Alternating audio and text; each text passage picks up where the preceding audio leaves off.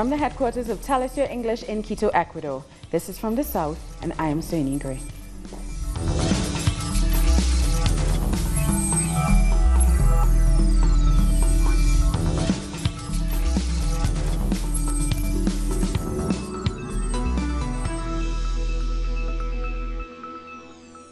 We begin in Ecuador, where the government has confirmed that a team of journalists has been kidnapped near the border with Colombia. A series of bomb attacks in the same province of Esmeraldas has been blamed on drug traffickers or dissident FARC rebels. Our correspondent Denise Herrera has the details. The problems on Ecuador's borders are getting worse. After several attacks, the Minister of the Interior has confirmed the kidnapping of 2 journalists and their driver, working for the newspaper El Comercio, and he announced new security measures in the region. The President has ordered a meeting of the State Security Council, our country's highest security body. He has also ordered the police and armed forces to stop the circulation of anyone who is not a resident in the region. We call on the press and social media users to act responsibly in their use of information about the situation. The minister said the journalists went missing early on Monday. He said they passed a military checkpoint and were warned about the danger of traveling in the region. We cannot give more details because there is an investigation underway, as well as an operation to secure the safe return of the citizens.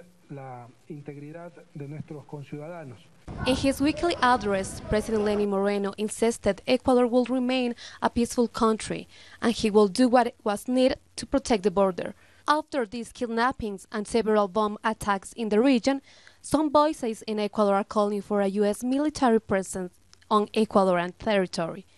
Denise Herrera, Telesur Quito, Ecuador. And yet another social leader has been killed in Colombia.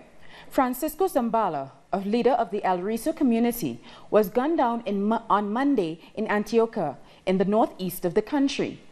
Non-governmental organizations say he was the 3rd social leader killed in just a week. 213 community leaders and human rights defenders have been killed in Colombia since January 2017. And the president of the Senate has criticized the government's response to the killings, saying it has to take responsibility for these acts and offer response to the Colombian people. The UN High Commissioner for Human Rights also expressed concern over the deaths of social leaders and human rights activists. Of the 156 cases investigated by authorities, only 9 people have been imprisoned. The Brazilian Workers' Party says it has identified those responsible for the attack on the campaign caravan of former President Lula da Silva on Sunday in the southern state of Santa Catarina. Rafael Leonardo and Jose Link, members of a militia linked to right-wing Congressman Jair Bolsonaro and other ultra-conservative movements, are said to have called for the attacks on the caravan.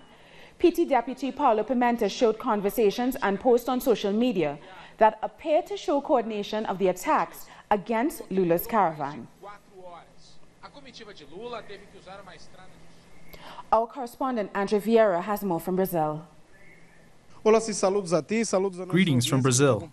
We are here following Lula's caravan on its second to last day of the tour in the south of the country. Thousands of people have welcomed Lula with open arms. People who had their lives changed during the presidency of Lula and Dilma. We also have to denounce the fascist violence throughout the days of this tour, especially against women, children, and even press. The feeling here is that the police has not acted to guarantee the security of the people that attended the caravan. We also have to mention that yesterday's decision of a court in Brazil to deny the appeal submitted by former President Lula's defense team was not a surprise to the supporters of Lula, since they believe this is political persecution. The tour will finish tomorrow, and on Monday demonstrators will take place to pressure the Supreme Federal Court to not accept the accusation against Lula, and that he should be granted a habeas corpus. We will keep you updated with more. We thank Andre Vieira for that report. The Central Committee of the Cuban Communist Party has been reviewing the implementation of economic reforms begun in 2011. The meeting was presided over by President Raul Castro. It reported rapid implementation of the reforms from 2012 to 2015, which then slowed down because of the complexity of the measures and mistakes in the planning process. 2016 and 2017 was spent making adjustments. The meeting agreed to a number of proposals to overcome the limitations. The new Peruvian president, Martin Vizcarra, has spent his first day on the job visiting flood victims in northern Peru and an elementary school in Lima. But Vizcarra has yet to name his new cabinet. He told journalists he will name them in just over a week. Analysts believe the new cabinet will indicate how Vizcarra intends to lead, whether as a transitional president or as a more permanent leader. We said 10 days. You'll have to count. And in 10 days, we'll have a team of ministers. In 10 days from my swearing in. So we'll have plenty of time to talk. We're just starting to work now.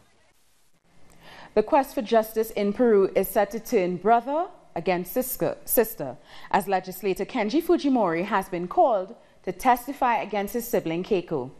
The former presidential candidate is accused of receiving $1.2 million for her campaign in 2011 from the construction company Odebrecht. Kenji said he will testify in any case necessary in order to root out corrupt politicians, even though Kenji was one of the politicians seen in a video allegedly buying votes against the impeachment of the former president Kuczynski, forcing his resignation. And disgraced former Peruvian president Pedro Pablo Kuczynski pushed through several oil deals just hours before his resignation last week. Kuczynski gave two companies the green light to explore oil off Peru's northern coast. The move is controversial because Peru has seen immense conflict when it comes to oil and mining. Indigenous and rural communities are fighting 156 companies which they say are threatening their natural resources and their land. Well, time now for a short break, but join us again after this look at what our multimedia colleagues are reporting.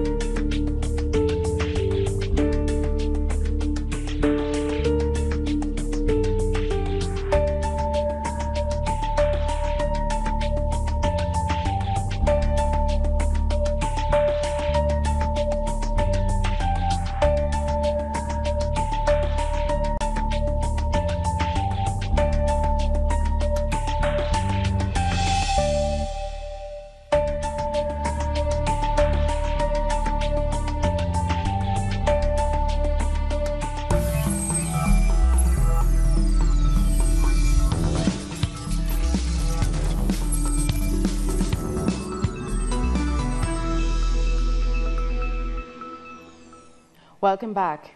Human rights organizations in El Salvador are demanding the implementation of legislation nullifying a law allowing human rights abusers to escape justice. The legislation was originally passed in 2016 by the country's constitutional chamber of the Supreme Court of Justice.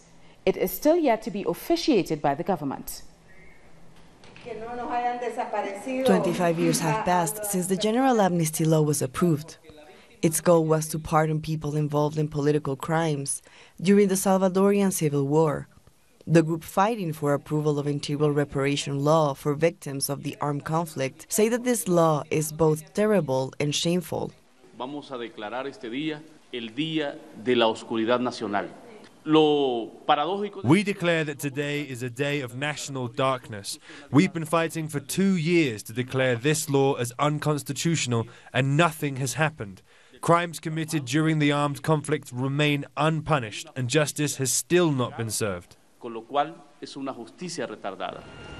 The conflict lasted for 12 years and left more than 75,000 dead.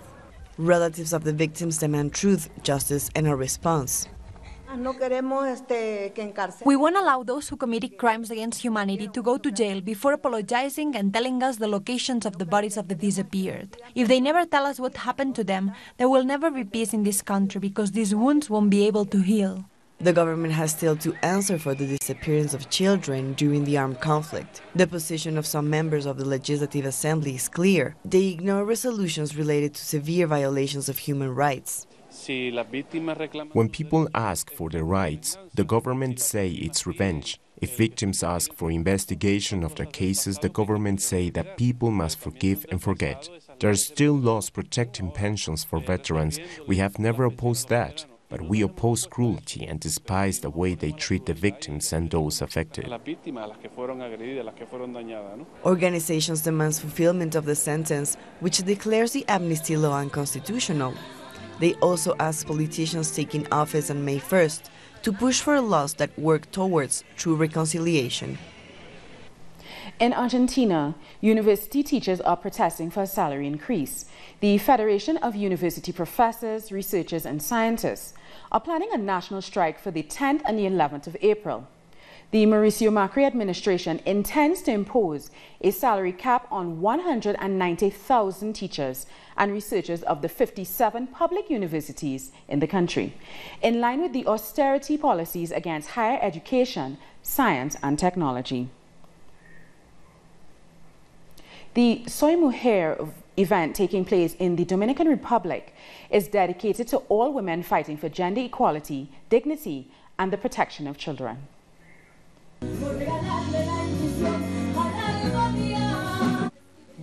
Women's voices sing together in a concert against child labor.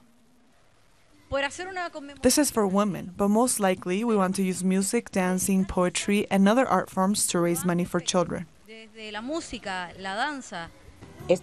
This campaign promotes female power expressed through art, culture, and solidarity. We also support children from the colonial zone. I participate in this because this project motivates me a lot. This activity looks to help vulnerable children and youngsters, turning guitars into their main weapons against crime in the streets.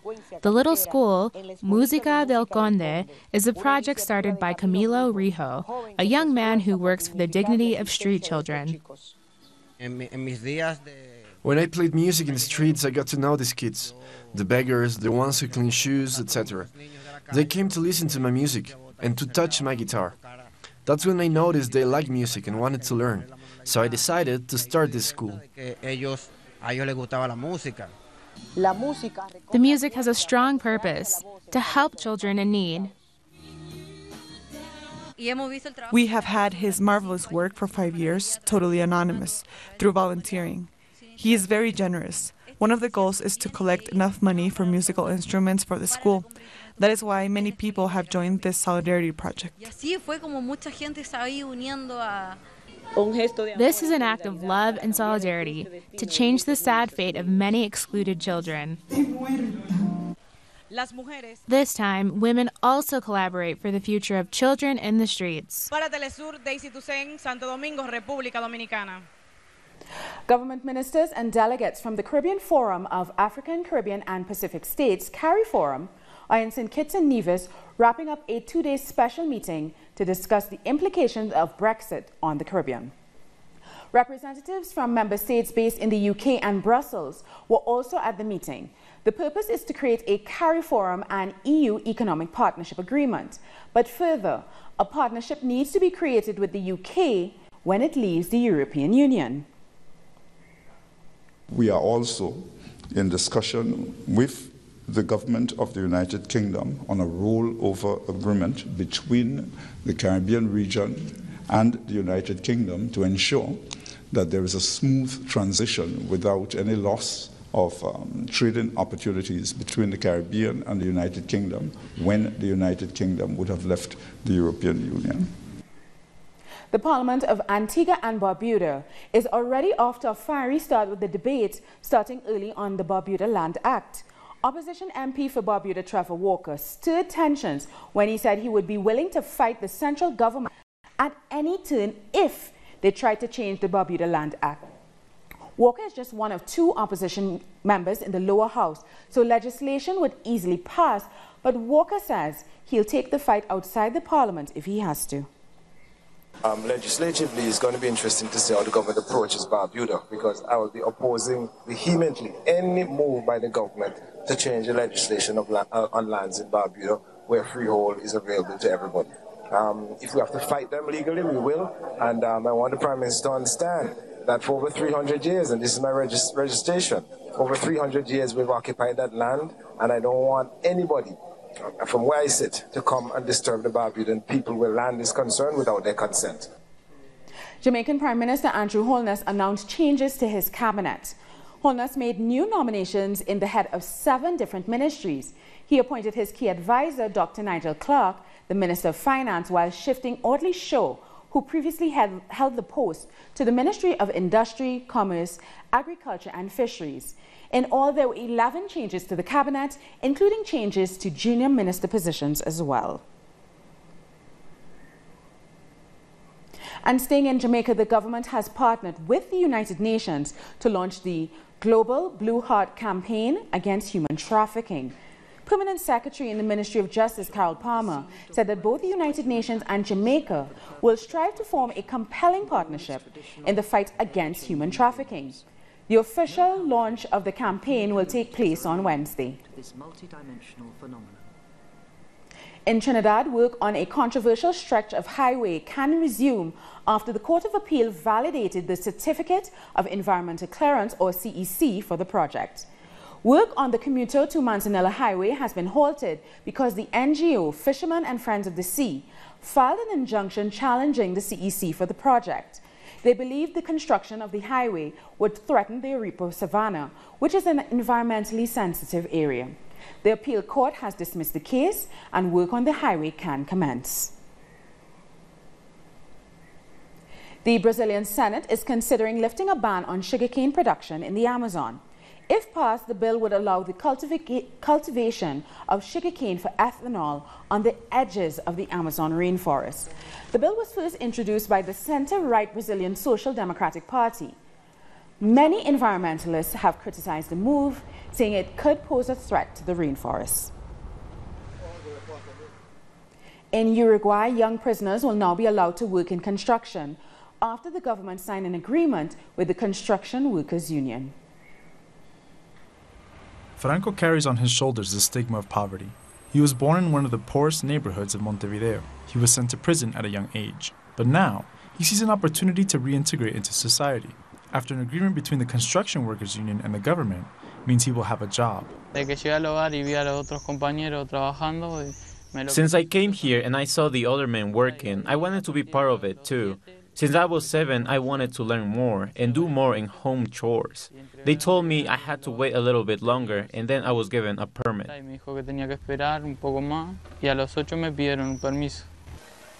The agreement aims to create 30 jobs in construction targeted at young people in prison. This will give them education and work opportunities, so they can join in several activities. Also, it will help them beyond prison, which is the most important thing.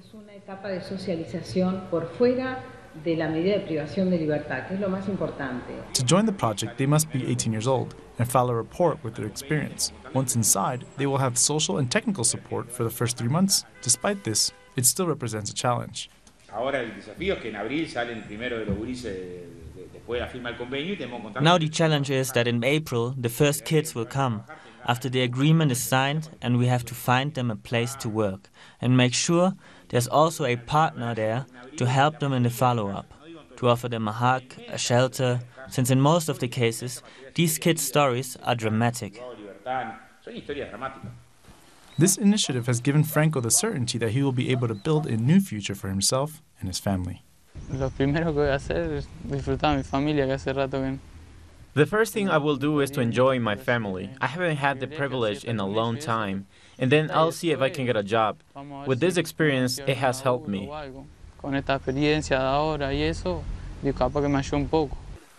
In Uruguay, the youth prison system holds more than 350 people, just like Franco, who could potentially access this program.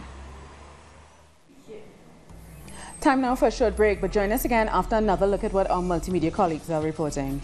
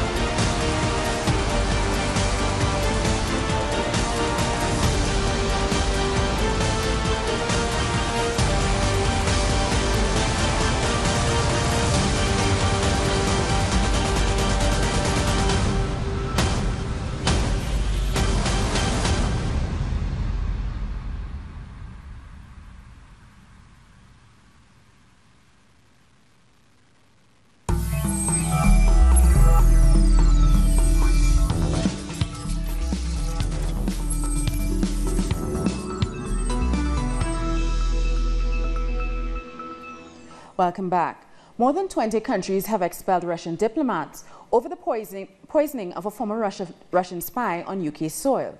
Russia has declared this action to be a provocative gesture and has denied any wrongdoing.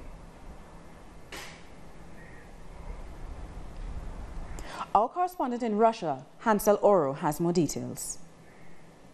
Russia says it will respond reciprocally to the expulsion of 117 Russian diplomats from 23 countries. It has already done so in the case of the United Kingdom, with the expulsion of 23 diplomats and the closure of the British consulate in St. Petersburg. They say Russia was responsible for the production of the substance that poisoned Skripal. Craig Murray, a historian and former diplomat, says that scientists can't be sure that Russia was responsible for the crime. Donald Tusk, president of the European Council, backs Theresa May's stance on Russia. Sergei Lavrov, Minister of Foreign Affairs of Russia, says that there is no evidence and the affair is being used as a smokescreen and for political and economic purposes. The U.S. civil rights activist Linda Brown, who as a Kansas schoolgirl was central to the U.S. Supreme Court's landmark 1954 Brown v. Board of Education decision on racial segregation in schools has died at the age of 76. Linda Brown died on Sunday. The NAACP, which brought the historic legal case challenging school segregation, hailed Brown's contribution as the most important transformational Supreme Court decision of the 20th century. The Islets of Grenada are located in Lake Nicaragua, 42 kilometers outside the capital. There, they celebrate Lent unlike any other place in the world, with an event known as the Aquatic Stations of the Cross. Accompanied by sacred music and images of Christ on the cross, around 50 boats set out on the yearly aquatic parade. This tradition enriches our culture. It's a show of devotion during this Holy Week, but beyond being a religious celebration, it has become a tourist attraction. It's become a big part of religious tourism in our country. The congregation visits 15 out of over 300 islets. Locals place altars on each islet in remembrance of the passion, death and resurrection of Jesus. The ritual involves a traditional mass and the worship of the cross. This aquatic celebration accomplishes one of the main goals of religion, in that it encourages a spiritual closeness to one another and with nature.